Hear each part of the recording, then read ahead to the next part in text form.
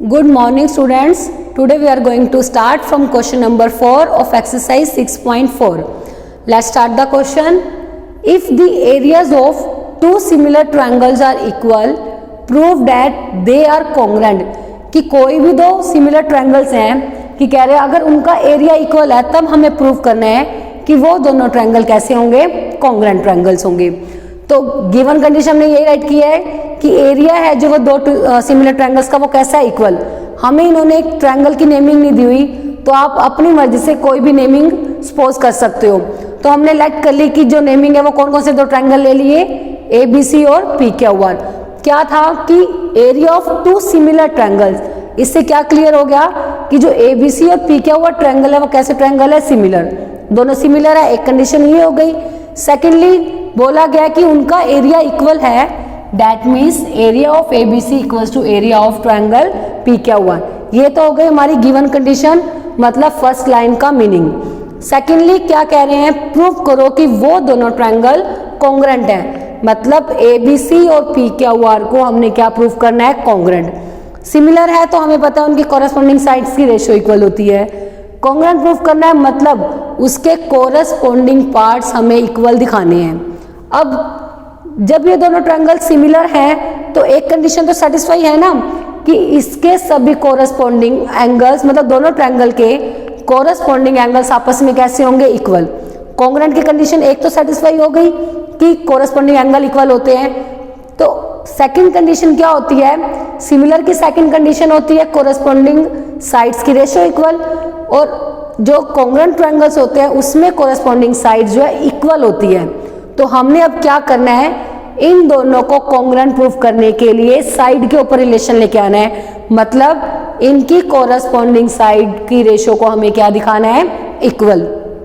वो कैसे दिखाएंगे, हमने हमारी लास्ट वीडियो में जब 6.4 स्टार्ट की थी वहाँ एक एरिया ऑफ सिमिलर ट्रायंगल का कंसेप्ट किया था कि कोई भी दो ट्रायंगल अगर सिमिलर हैं तो उनके एरिया की रेशियो, मतलब suppose triangle A B C अगर सिमिलर है ट्रायंगल पी क्यू आर के, दैट मीन्स उनके एरिया की जो रेशियो होगी, एरिया की जो रेशियो होगी वो किसके इक्वल होती है, उनकी कॉरेस्पॉन्डिंग साइड की रेशियो के स्क्वायर के इक्वल। यही होती है ना कि कोई भी दो ट्रायंगल अगर सिमिलर हैं तो उनके एरिया की रेशियो उनकी कॉरेस्पॉन्डिंग साइड कोई भी ले सकते हैं, A B by P Q, B C by Q R, A C by P R, कोई भी साइड, उनकी रेशियो के स्क्वायर के क्या होती है, इक्वल। इसी रिजल्ट को हम इस क्वेश्चन में यूज करेंगे क्योंकि दोनों ट्रायंगल हमारे पास कैसे दिए हुए हैं, सिमिलर। तो अब लेके चलते हैं कि हमारे पास क्या है कि जो ट्रायंगल ए बी सी है that is similar to triangle P Q R. जो ए बी सी है वो हमारे क्या है, सिमिलर है ट्रायंगल पी क्यू आर के। दैट मीन्स जो area of triangle A B C by में area of triangle P Q R किसके इक्वल हो जाएगा, कॉरेस्पॉन्डिंग साइड की रेशियो का स्क्वायर। आपकी मर्जी है, कोई भी कॉरेस्पॉन्डिंग साइड पिक कर सकते हो क्योंकि स्पेसिफिक किसी के बीच में रिलेशन नहीं दिया हुआ, हमें तो सभी साइड कॉरेस्पॉन्डिंग साइड्स को क्या दिखाना है, इक्वल।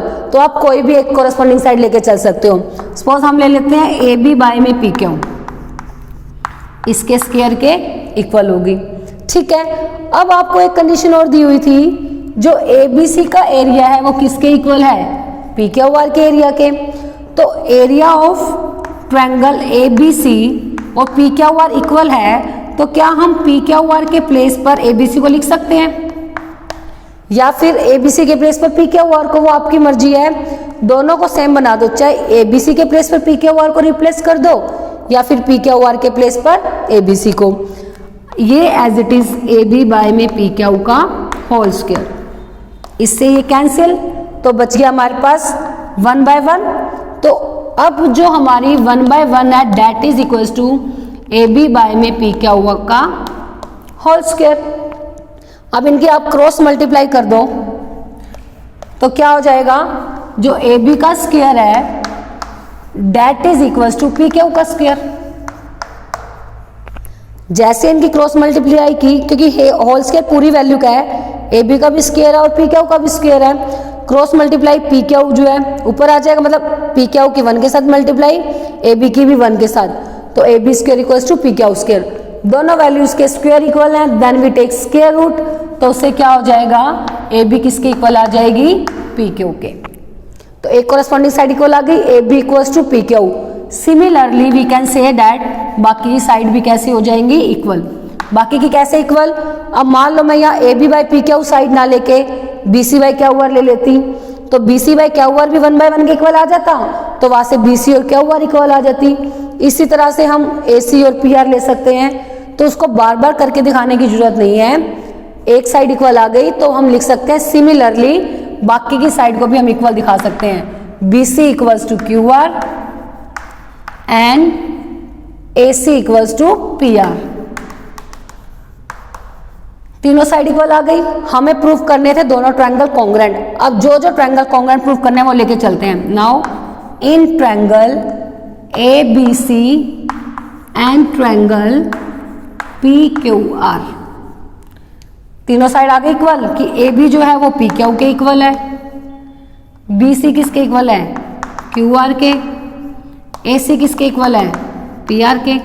आप दे सकते हो नंबरिंग, इक्वेशन नंबर 1 2 3, तो यहाँ पे फ्रॉम 1 या यूजिंग इक्वेशन 1 2 3 से डायरेक्ट हो गया 1 2 3।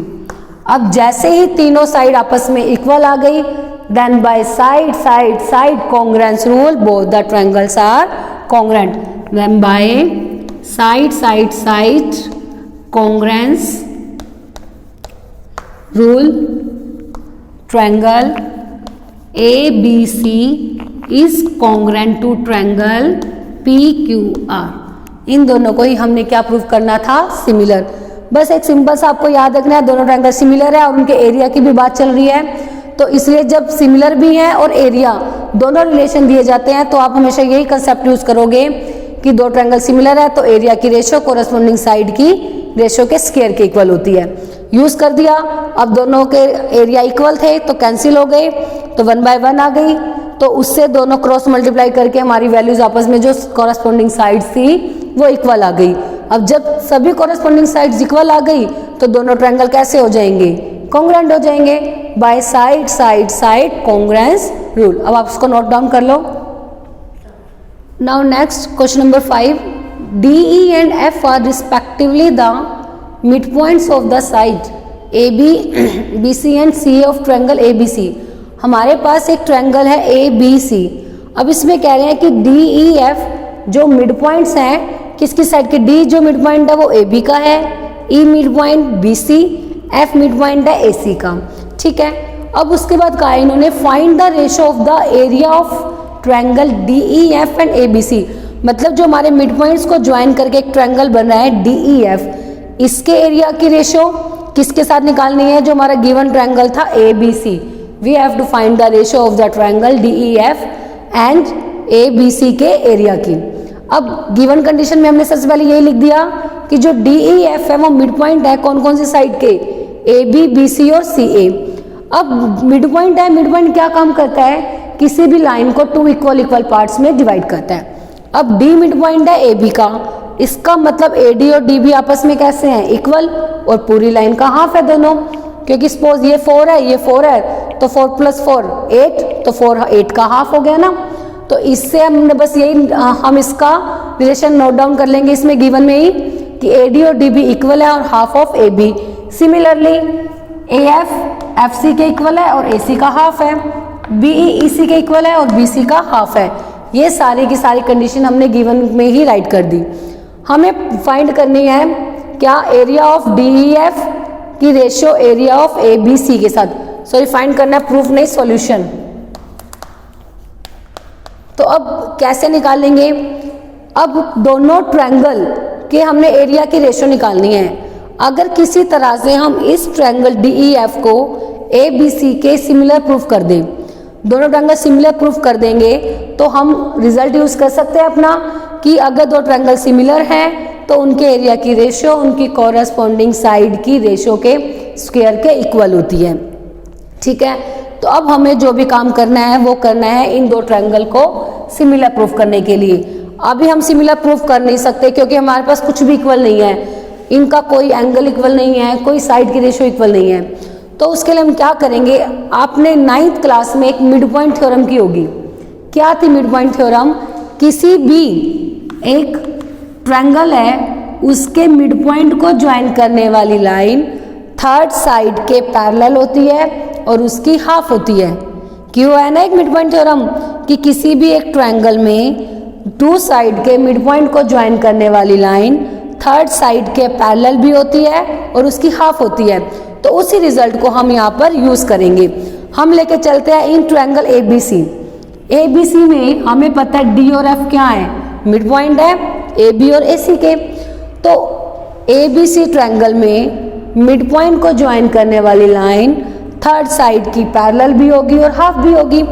इसका मतलब DF is parallel to BC and half of BC। क्या रीजन रहेगा इसका? By using mid point theorem. तो इसी को हम राइट करते हैं। नाउ जो D is mid point of AB and F is mid point of AC। ये AC का क्या है? Mid point. अब मिड पॉइंट है तो in triangle ABC we can say that DF is parallel to BC and DF is half of BC। क्या reason रहेगा इसका? Using mid point theorem. Using mid point theorem. ठीक है, दोनों mid point है तो मिड पॉइंट को join करने वाली लाइन थर्ड साइड की पैरेलल। थर्ड साइड कौन सी है? BC। तो DF is parallel to BC and third side का half DF is half of the BC। इसके क्या हो जाएगी? BC के हाफ। इसको हम नाम दे देते हैं इक्वेशन नंबर 1। अब एक चीज आप यहाँ से ये भी ध्यान रखना, DF जो है BC का हाफ, BC का हाफ BE भी है और CE भी है। हमने देखो गिवन कंडीशन में ही लिया था। ठीक है, तो इसको हम आगे यूज करेंगे। अब आप एक ये देखो क्वाड्रिलेटरल BEFD। BEFD में जब भी किसी भी क्वाड्रिलेटरल का एक पेयर, ठीक है, अपोजिट पेयर पैरेलल भी आ जाए और इक्वल भी आ जाए तो वो क्या बन जाता है? पैरेललोग्राम। सपोज ये क्वाड्रिलेटरल है, अगर हम कह देते हैं कि अगर एक पेयर साइड्स का, अपोजिट साइड्स का एक पेयर पैरेलल भी आ जाए और इक्वल भी आ जाए तो इसका मतलब जो वो हमारा क्वाड्रिलेटरल होता है वो क्या बन जाता है? पैरेललोग्राम। क्लियर है? तो अब हम यहाँ पे अगर देखें DF जो है BE के पैरेलल तो हो जाएगी, क्योंकि DF कंप्लीट साइड BC के पैरेलल है, इसका मतलब हाफ के तो पैरेलल होगी ही होगी। तो DF किसके पैरेलल आ गई? BE के। DF BC का हाफ है मतलब BE के इक्वल है, तो एक पेयर पैरेलल भी आ गया और इक्वल भी। तो ये हमारा क्या बन गया? एक पैरेललोग्राम। अगर आपको एक पेयर से नहीं करना तो सिमिलरली हम इसको भी पैरेललोग्राम प्रूफ करके वो इस पेयर को भी हम दिखा सकते हैं कि इक्वल भी हो जाए और पैरेलल भी। उस केस में भी ये क्या बन जाएगा? हमारा पैरेललोग्राम। और अदरवाइज एक पेयर से भी हमारा काम हो जाएगा, हम उसी से कर लेते हैं। अब हमें क्या चाहिए? DF BC के पैरेलल है, so therefore DF is parallel to BE। क्योंकि BC के पैरेलल है, कंप्लीट साइड के पैरेलल है तो हाफ के पैरेलल तो होगी। ठीक है, and DF is half of BC।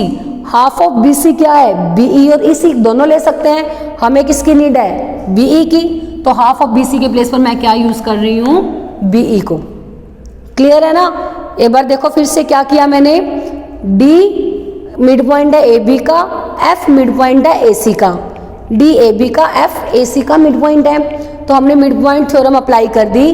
DF जो है BC के क्या आ गई? पैरेलल, और BC का हाफ आ गई। ये कंडीशन आ गई। इसको इक्वेशन नंबर 1 दो या ना दो आपकी मर्जी है। इसका रीजन जरूर राइट करेंगे कि bye using mid point theorem. इसी से ही हमने कंक्लूजन निकाला DF BC के पैरेलल है तो BE के पैरेलल भी होगी ही होगी। तो DF is parallel to BE। अब DF BC का हाफ है, BC का हाफ क्या है? या तो BE या फिर EC। अब हमें किसकी नीड है? BE की ना, क्योंकि DF हमने अगर BE के पैरेलल लिए तो उसी के इक्वल हम लेंगे। DF equals to BE। अब किसी भी एक क्वाड्रिलेटरल में एक पेयर पैरेलल आ गया और इक्वल आ गया, देन देयरफॉर, या फिर हम कह सकते हैं कि then DFBE is a parallelogram. जैसे ही एक पेयर पैरेलल आया, इक्वल आया, then we can say that DBEF is a parallelogram. DFBE नाम दे दो, DFEB कुछ भी नाम दे सकते हो, आपकी मर्जी है। DFEB दे देते हैं ताकि एक सीक्वेंस में नाम रहे। DFEB is a parallelogram. अब ये पैरेललोग्राम बन गया तो पैरेललोग्राम की कंडीशन क्या होती है, उसके अपोजिट एंगल्स इक्वल होते हैं। अब जैसे ही ये पैरेललोग्राम बन गया तो जो B एंगल है वो किसके इक्वल आ गया, F के इक्वल आ गया, opposite angles of parallelogram. So angle F equals to angle B, opposite angles of parallelogram. इस कंडीशन को हमें यूज करना है, so we give it equation number 1। ठीक है, हमने, क्योंकि आपको पता है ना इस छोटे वाले ट्रायंगल को पूरे के हमें क्या दिखाना है, सिमिलर, तो हम किसी तरह से इनके एंगल के बीच में रिलेशन लेकर आएंगे। तो देखो इस छोटे वाले का एक एंगल बड़े वाले के एक एंगल के इक्वल आ गया ना, एक कंडीशन हमारी आ गई, angle F equals to angle B। Similarly हम क्या कर सकते हैं, जैसे हमने इसको एक पैरेललोग्राम प्रूफ किया वैसे ही हम इसको भी एक क्या प्रूफ कर सकते हैं, पैरेललोग्राम। बस सिमिलरली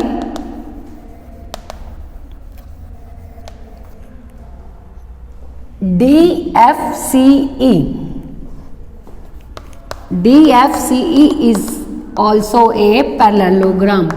इसको भी हम क्या दिखा सकते हैं, पैरेललोग्राम। जैसे ही DFCE इज ए पैरेललोग्राम हुआ तो उसके भी अपोजिट एंगल कैसे हो जाएंगे, इक्वल, तो angle C equals to angle D। इसका भी same reason, opposite angles of parallelogram. इसको हम दे देते हैं इक्वेशन नंबर 2 नाम। ठीक है, अब इक्वेशन 1 हमारे पास आ गई कि F और B इक्वल है, सेकंड आगे D और C इक्वल है। अब हमें क्या करना है, इस ट्रायंगल को पूरे ट्रायंगल के सिमिलर प्रूफ करना है। उसको प्रूफ करते हैं।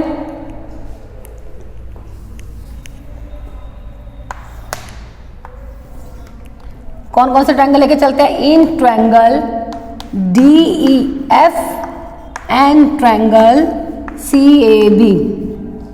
ठीक है, आप नेमिंग स्टार्टिंग में कुछ भी दे सकते हो, मैं आपको ये बात बहुत बार बता चुकी हूँ।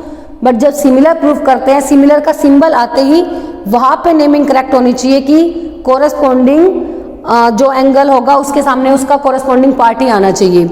अब हमारे पास देखो कंडीशन 1 में, इक्वेशन 1 में चलते हैं, F और B इक्वल है तो DEF का एंगल F इक्वल है CAB का एंगल B। F और B हो गए कोरस्पॉन्डिंग पार्ट, और D और C, तो इसका D और इसका C यूजिंग 1 and 2। तो इसका मतलब जो हमने नेमिंग ली थी वो करेक्ट है। तो जैसे ही दो एंगल इक्वल हुए then we can say that by angle similarity rule या similarity criterion both the triangles are similar. Triangle DEF is similar to triangle CAB। तो ये सारा काम हमने जो भी किया, मिड पॉइंट वाला किया, जो भी कुछ किया वो सब किया था ट्रायंगल को सिमिलर दिखाने के लिए, मतलब इस ट्रायंगल के एंगल का रिलेशन आ जाए बड़े वाले के साथ। एक बार यहाँ तक का देखो, उसके बाद हमें तो क्योंकि निकालना क्या है, इनके एरिया की रेशो निकालनी है, इनके एरिया की रेशो निकालनी है। तो हमारे पास तो ट्रायंगल अभी तक क्या आए हैं, सिर्फ सिमिलर। एक बार मैं दोबारा से आपको इतना कंसेप्ट बता देती हूँ क्योंकि उसके बाद मैं इसको रब कर रही हूँ कि हमें इन दोनों ट्रायंगल की रेशो निकालनी है, तो हमें किसी तरह से इन दो ट्रायंगल को सिमिलर दिखाना है। और सिमिलर के लिए ना हमारे पास कोई एंगल इक्वल गिवन है, ना ही कोई रेशो। ठीक है, साइड की रेशो इक्वल। अब साइड की रेशो में तो हम रिलेशन नहीं दिखा सकते, तो हम इजीली क्या दिखा सकते हैं, इनके एंगल के बीच में रिलेशन। उसके लिए हमने अब क्या किया, मिड पॉइंट थ्योरम यूज की कि किसी भी ट्रायंगल में टू साइड के मिड पॉइंट को ज्वाइन करने वाली लाइन थर्ड साइड के पैरेलल होती है, उसकी हाफ होती है। तो अब ABC ट्रायंगल में D और F इन साइड्स के मिड पॉइंट है, तो डी एफ बी सी के पैरेलल आ गई और बी सी के पैरेलल आ गई और बी सी की हाफ हो गई, ये कंडीशन आ गई। अब पूरी लाइन के पैरेलल है तो हाफ के भी पैरेलल होगी, तो इसका मतलब वो बीई के पैरेलल आ गई। बीसी का हाफ है, बीसी का हाफ दोनों में से कुछ भी ले सकते हैं हम, तो हमने क्या यूज की, बीई, क्योंकि हमें उसकी ही नीड थी, क्योंकि डीएफ पैरेलल बीई के है तो हमने उसी के इक्वल भी ले ली।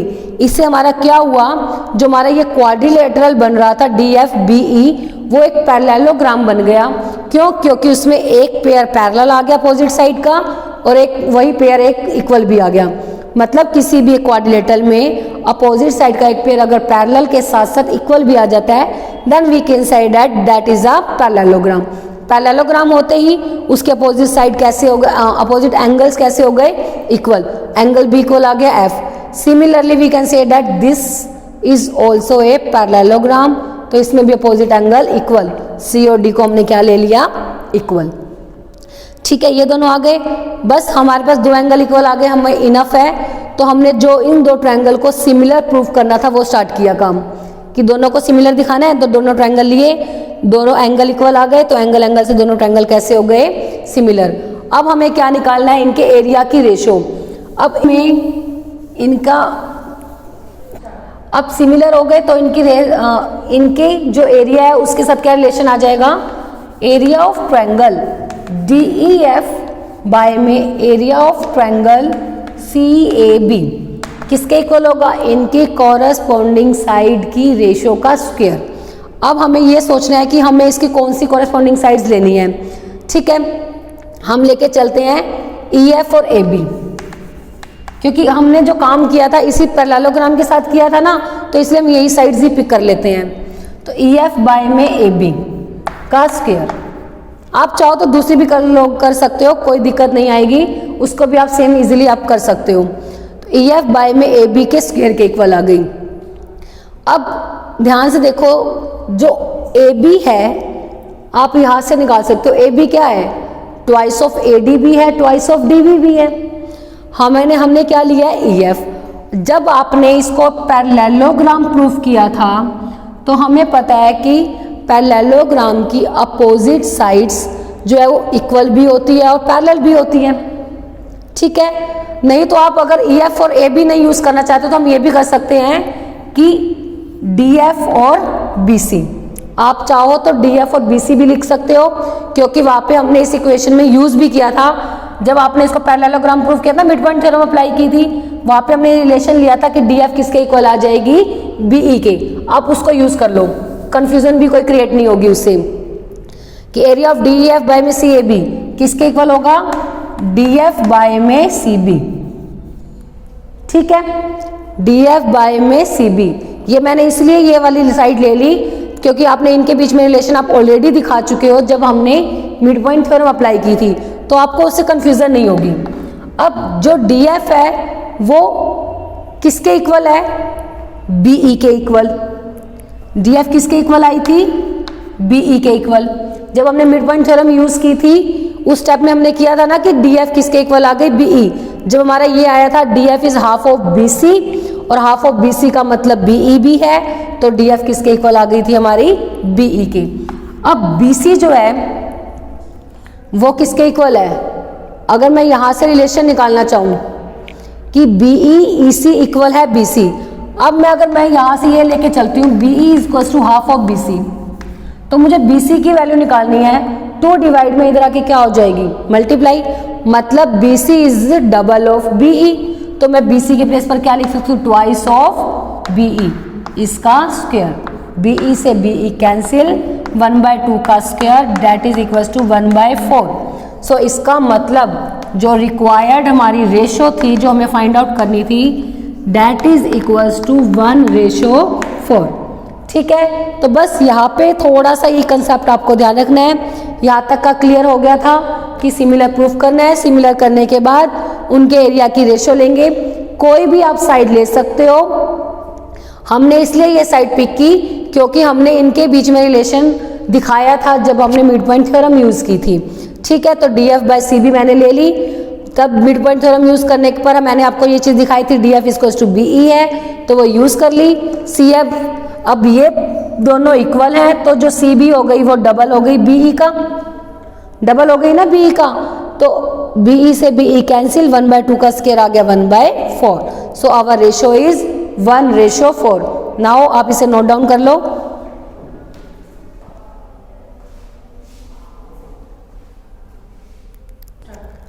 आज हम बस ये 2 क्वेश्चन ही करेंगे। आई होप दोनों क्वेश्चंस आपको अच्छे से क्लियर हो गए होंगे। Thank you.